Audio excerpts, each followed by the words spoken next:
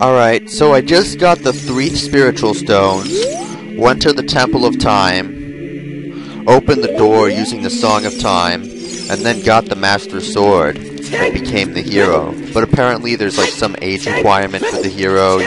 Like it's like a roller coaster, you gotta be this tall to be the hero. So what happened is I got sealed in the Temple of Time and basically went to sleep or hibernated for 7 years, and now woke up as an adult. So 7 years has passed in the game since the end of my last video.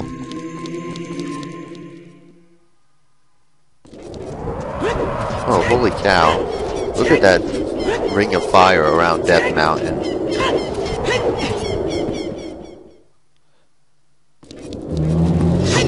Wow, a lot of things have changed in 7 years.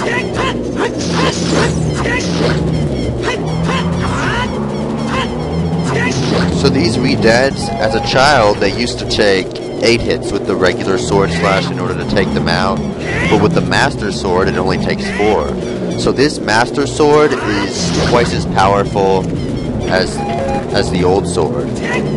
Or another way to look at it is that a single slash with the Master Sword is as powerful as a jumping slash with your old sword.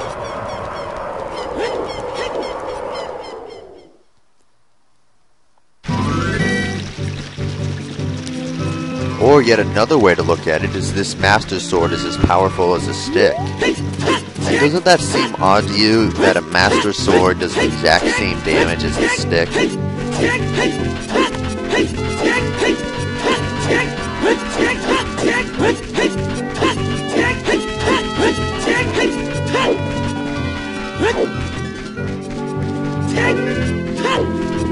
Okay, so Ganondorf has taken over in the last 7 years and everything has changed. So let's see what's going on at Lon Lon Ranch.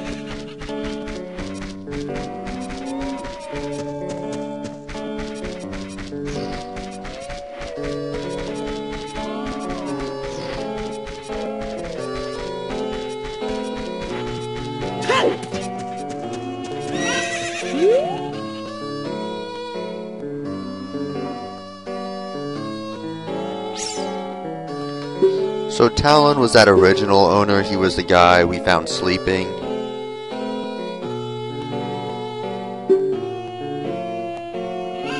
And I think this Ingo has a legitimate point. He did all this work. I remember that other guy sleeping and snoozing around. I think he really deserves the ranch more than that Talon guy.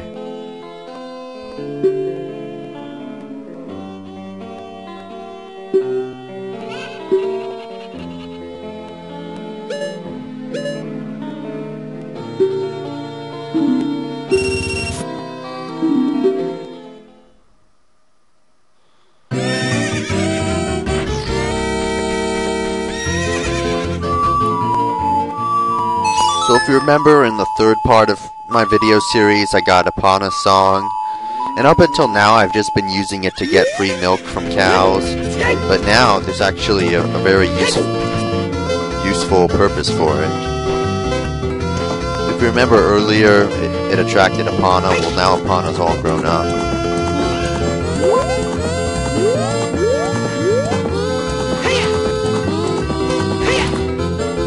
So you wouldn't be able to ride this horse unless you had Epona's song. Otherwise, this horse just runs away from you.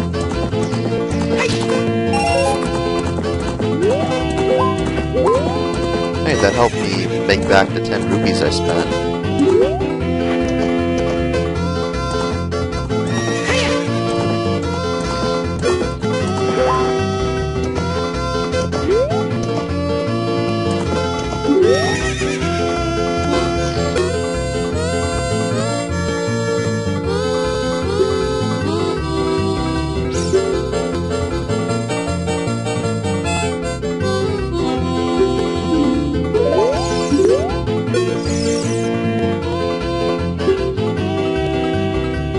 He's supposed to challenge you to a race, but I'm not exactly sure what triggers it. I thought if you were talking to him on Epona that was enough, but apparently not. Maybe I need to jump over a few more fences.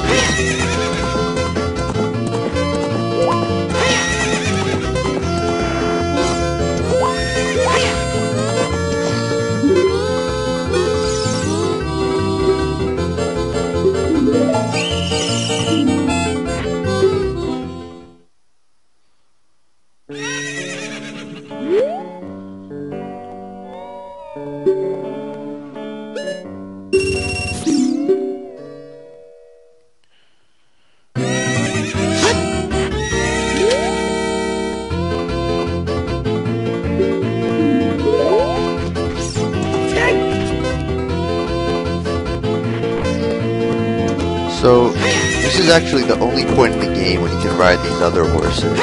I'll never be able to ride this horse again.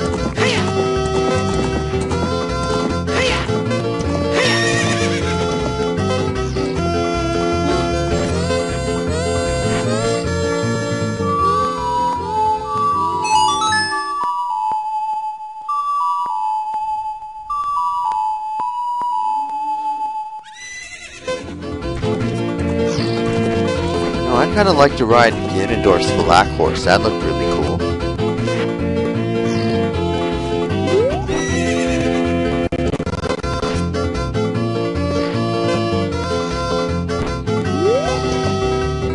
So the button A to go down is also the same button to go faster, so it gets a little confusing sometimes.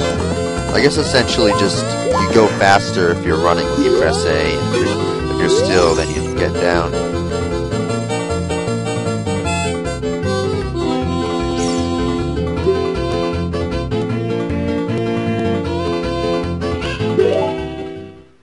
Alright, so finally he challenges me to a race. And he wagered 50 rubies on it.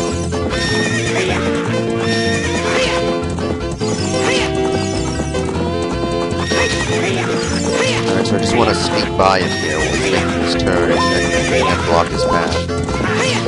So, one of the tricks to this is that if you use up all, let's see, it looks like 6 of your carrots, then it's going to take a while for you to recharge.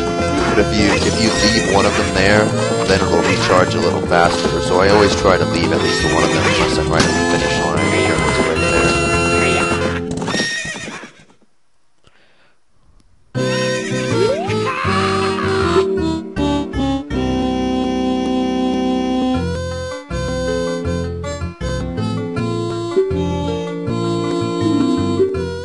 there. Sounds like a good deal to me.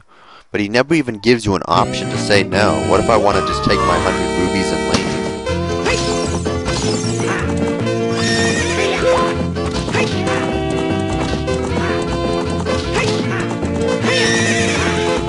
Alright, so again, I'm trying to cut him off in this corner here. Just get in front of him.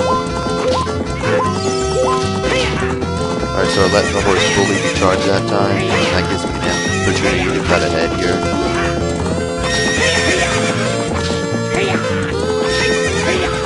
There we go, I beat him again.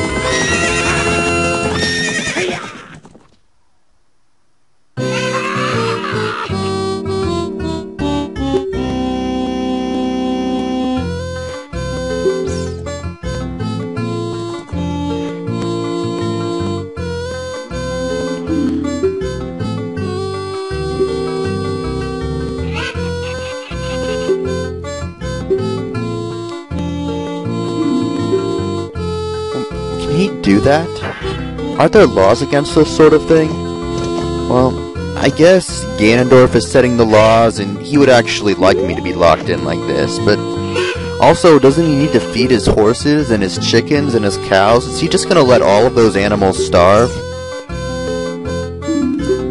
And what, is he gonna, like, throw food over to them? And what if I get the food, and take it, and don't let the horses have it? Or what if...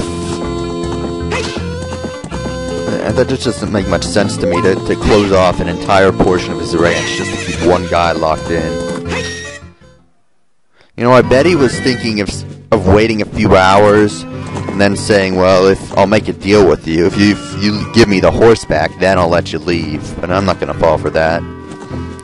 So essentially, the way that you get out of this is you just jump over the fence with Epona.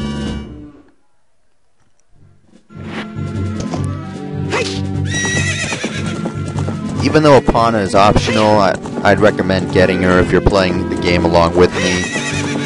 It's very useful to have.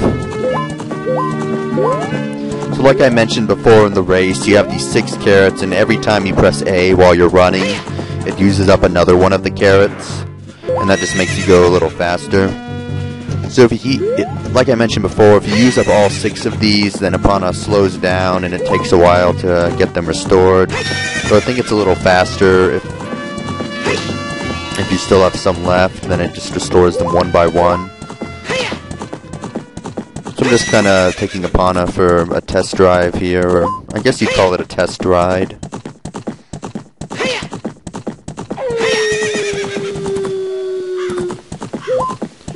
This is going to make traveling through Hyrule so much easier than it was before.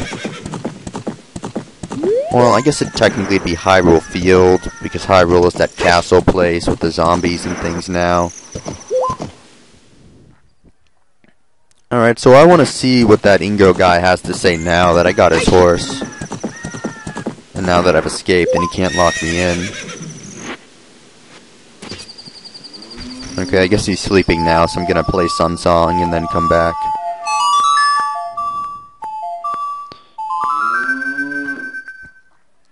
So like I mentioned in the previous video, if you play Sun Song in a place where time doesn't pass, then it just brings you back to the entrance and skips to the next day.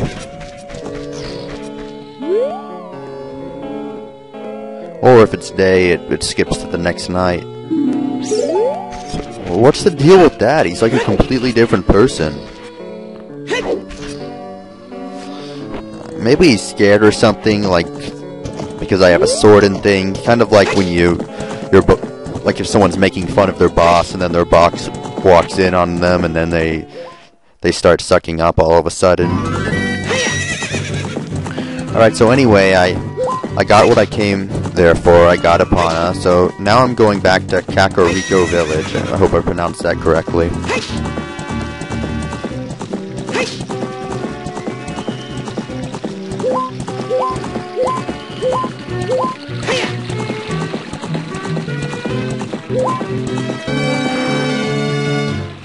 So Epona can't travel up those stairs, so I have to get off here.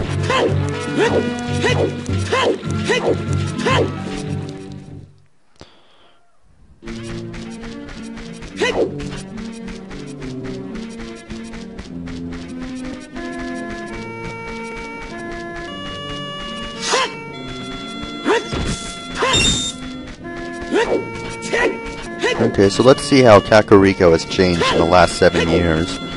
I don't think that building was there before. You know, I think the builders were like creating something, so I guess now it's completed.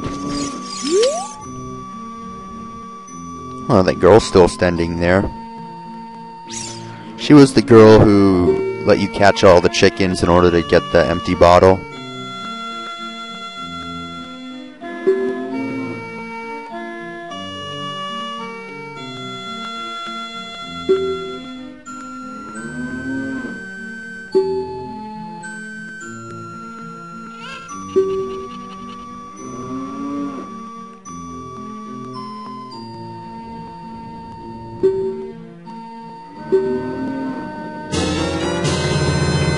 So this pocket egg right here actually starts the Big Goron Sword Trading sequence. So you're essentially trading several items across different parts of the game. And after you finish the sequence, you get the third and final sword, and it's the most powerful sword. It's twice as powerful as the Master Sword. Or twice as powerful as the stick, if you want to think of it that way.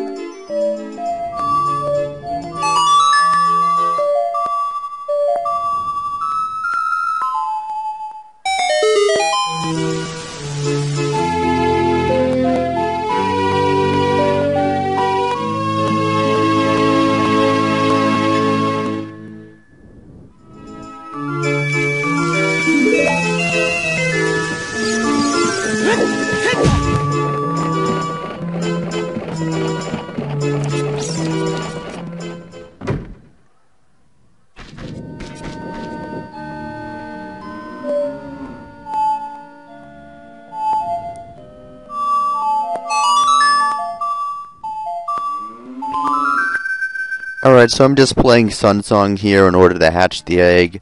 This is like the egg that, I think it was Melon, I think that was her name, the girl who works on the ranch who teaches you Epona song. She gave me an egg back when I was a kid, and then in the morning it hatches, so I'm just speeding that process up.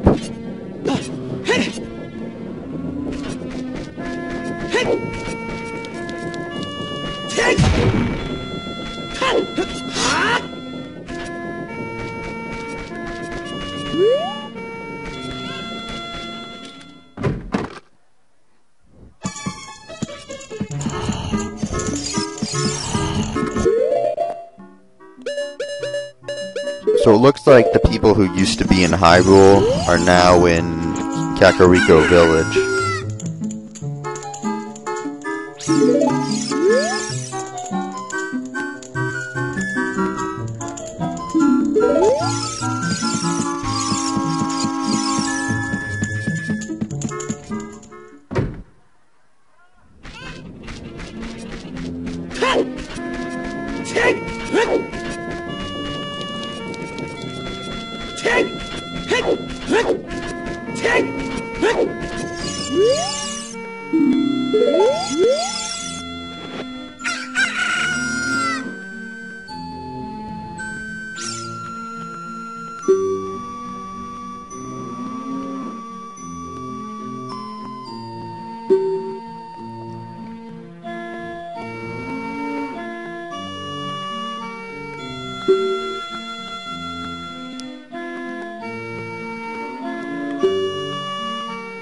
So, like I mentioned, this is part of the trading sequence.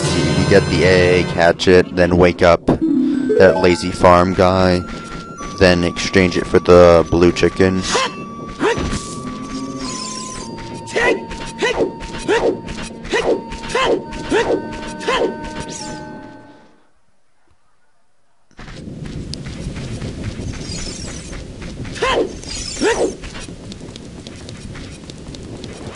So of course that trading sequence of getting this third sword, that's just optional.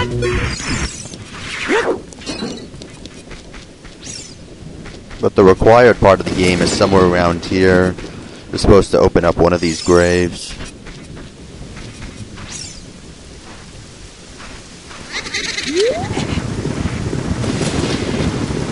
I forget which one it was. I've done this before.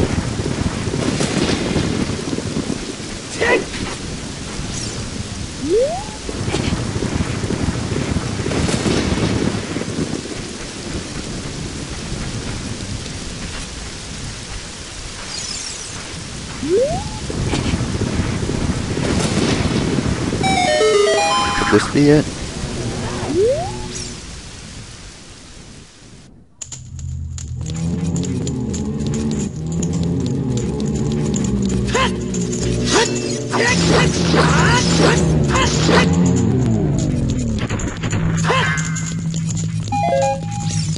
Geez, I'm really just not used to being able to kill those enemies in only 4 hits.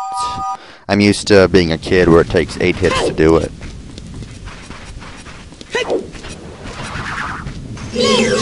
Alright, so that wasn't the grave I was looking for.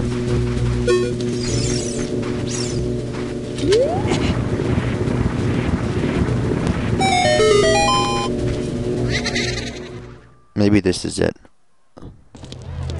Alright, great, I found it. Okay, so if you remember the gravekeeper from 7 years ago who had a business, you pay him and then he digs up graves for you.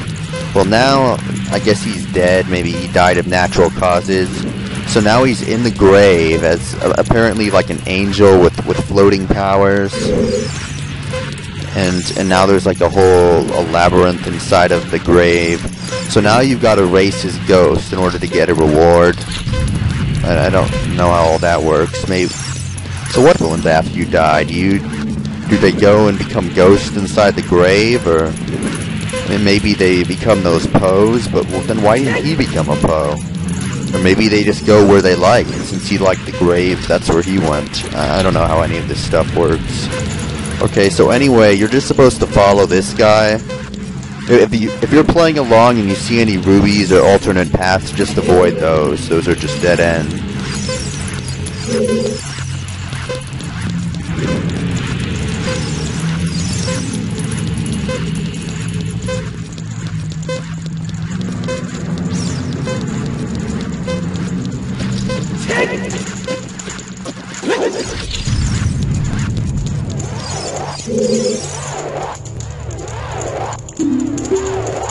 Okay, just over a minute. I think that might be one of my best times yet.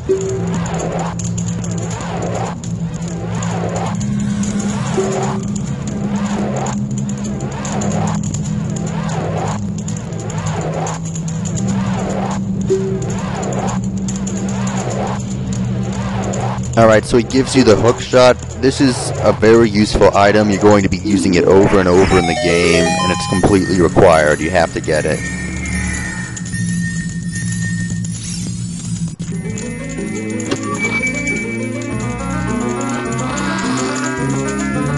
Well, I mean, you have to get it in order to complete the game anyway.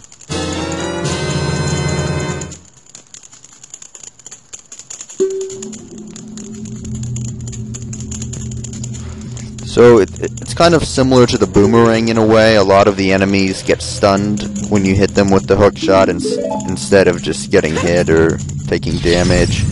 And in addition to that, the hookshot can draw some enemies or items like the gold spider tokens to you. Though what's probably most important about the hookshot is if there's wood or a chest or a target or something you can latch onto, that'll allow Link to, you know, latch on and draw himself toward it. You know, yeah, like have you seen Batman's grappling hook? It's sort of like that.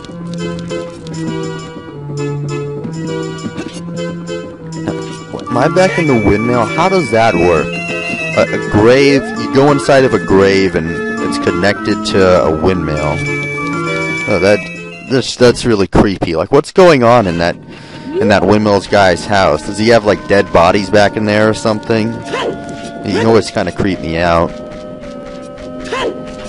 So you probably saw there was a heart piece up there, and you can jump on those platforms and then get to the heart piece, but I'm just trying to avoid those because, again, I'm doing the 3 heart challenge. Just only staying with the original 3 hearts throughout the entire game.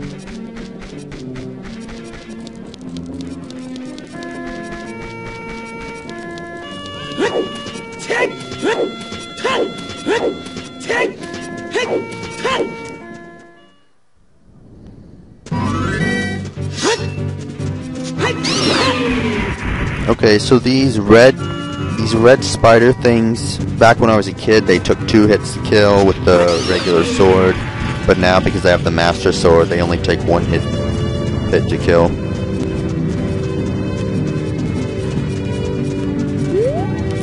So these kind of darkish rocks, they're a little darker orange, kind of more close to brown than the rocks you're used to seeing are.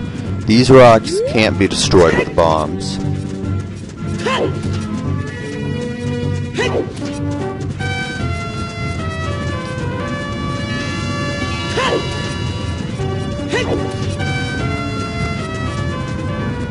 But these walls can.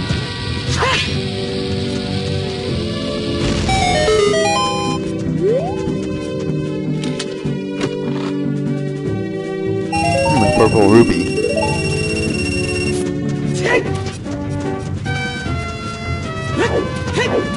So I think earlier I mentioned you have the green ruby, which is worth 1 ruby, the purple, then you have the blue ruby, which is worth 5 rubies, the red ruby, which is worth 20, and then after that you have the purple ruby, which is, it's rather rare, you mostly just see it in chests, but that's worth 50 rubies. And then you have a gold ruby, which is even rarer, which is worth 200 rubies.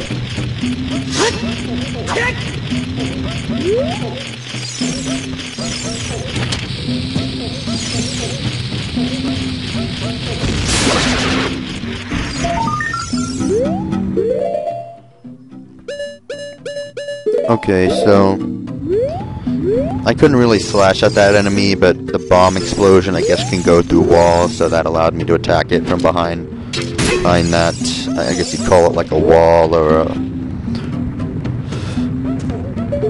Alright, so like I mentioned before, you can drag those gold spider tokens over to you using the Hookshot. So I'm gonna give that a try right now. Alright, there you go, just like the boomerang.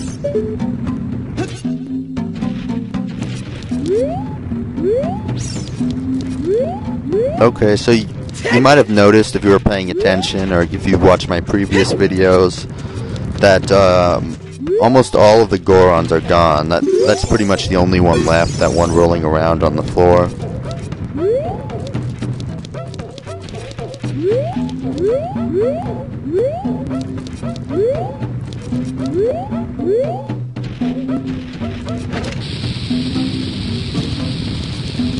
So the only way to get him to stop rolling and to talk to him is just with the bomb explosion.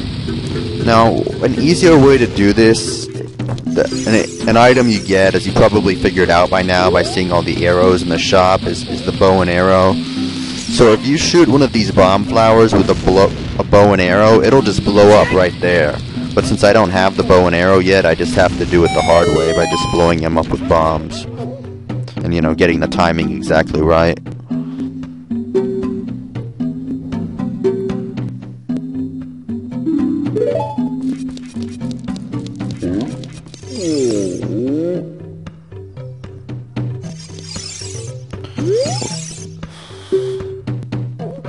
Do I have impersonators now?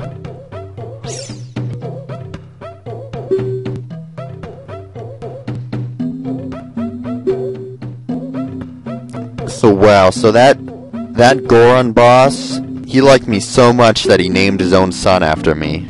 How great is that?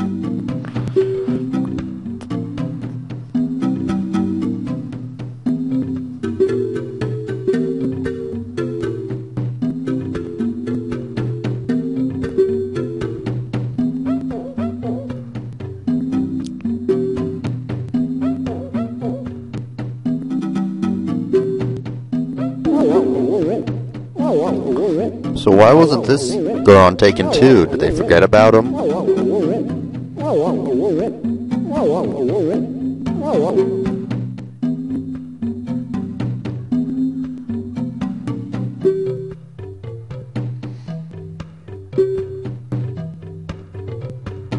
Wait, I thought I was the hero of the Gorons. Who was this other guy who defeated the dragon with the hammer?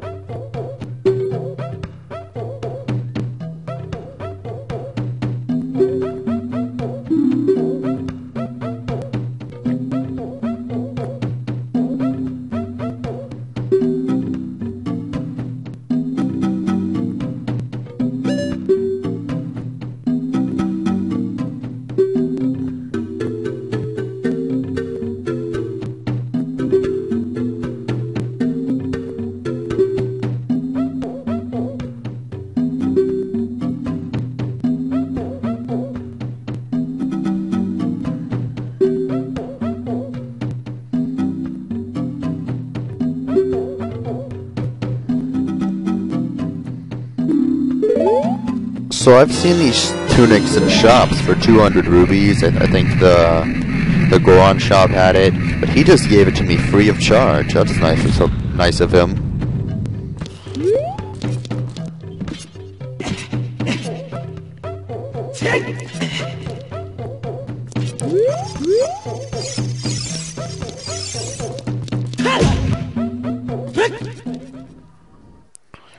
Yeah, this is the shop I was just talking about. Oh no, everybody's gone. He doesn't seem that frightened, considering what he's just said. He looks like he's kind of bored.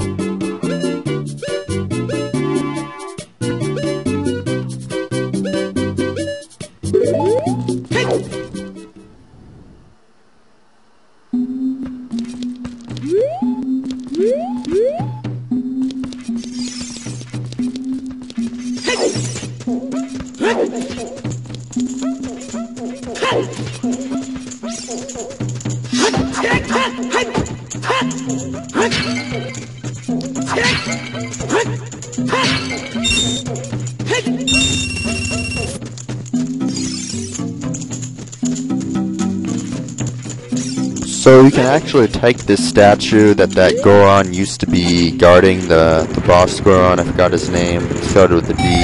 Anyway, you can take this statue and pull it, and it will reveal a hidden entrance into this volcano. They call it the Death Mountain Crater. So this is where you need the fire tunic. Now the time you get is actually based on the amount of full hearts you have. So since I only have 3 hearts, they're not going to give me a lot of time at all, only 24 seconds. Now if I have the fairy's going to revive me, so if I have 1 fairy, it's essentially like having 48 seconds, but I don't really want to waste fairies on this.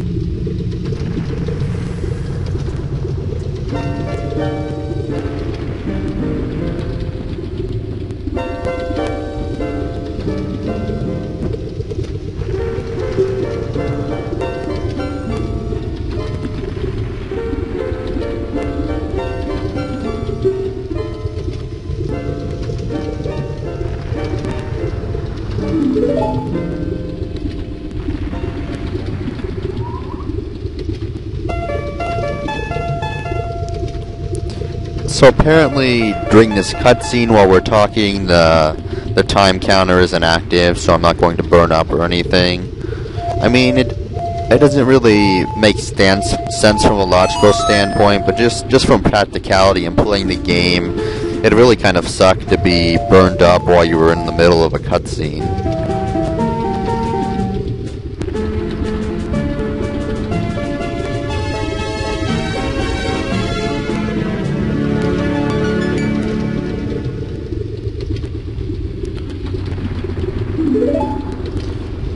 Okay, so I just learned the Bolero of Fire. This is the first of many warp songs. All you do is play them on the ocarina, and it lets you warp back to the Triforce. You might have seen some of these Triforces throughout the game.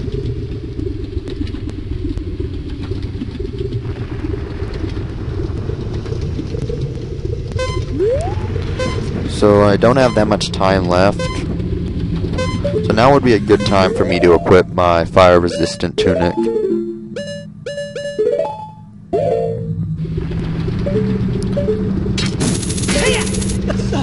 So this fire-resistant tunic, in addition to making you immune to the heat and Death Mountain Crater, it actually lets you stand in lava for just a few seconds without it taking up hearts. Of course you can't stand there. I don't mean the lava you jump down into, like the bottomless pit lava, but just sometimes there's lava kind of like water sitting on the floor, and maybe you can just roll over it for a few seconds. Of course, if you stay there too long, you still get burned, but it just gives you a little bit of leeway, or it's kind of like the 5-second rule or something. Alright, so anyway, I pretty much got what I came for. I just wanted to get the red tunic and that song, so that way when I am ready to go to the fire temple, I'll be prepared and I won't have to go all the way back there. I can just use the song to warp there instantly. And in addition to that, isn't it nice to have a change in the tunic color?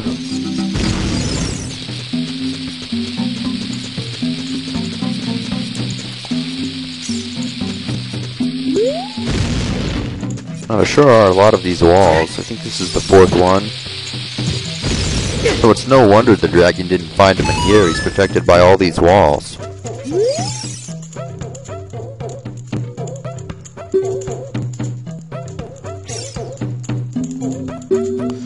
Okay, so he's selling this this knife for 200 rubies.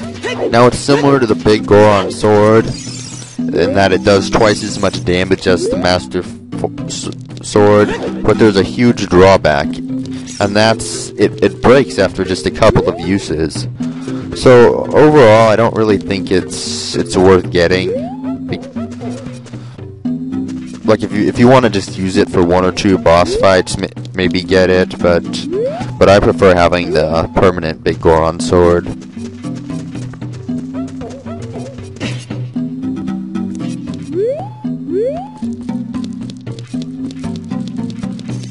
So I guess, like I mentioned, if you're just a few times and you don't want to bother with going through the whole Big Goron cutscene. I guess I can see the rationale behind getting this. I think it's called the Giant's Knife. I haven't used it in a while.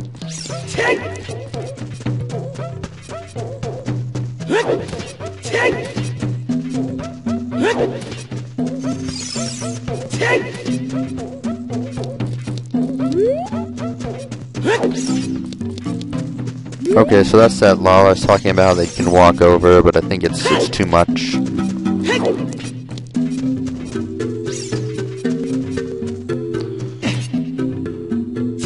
I mean, it's too much lava for me to just walk to the other side. Okay, so this is the shortcut back into the forest.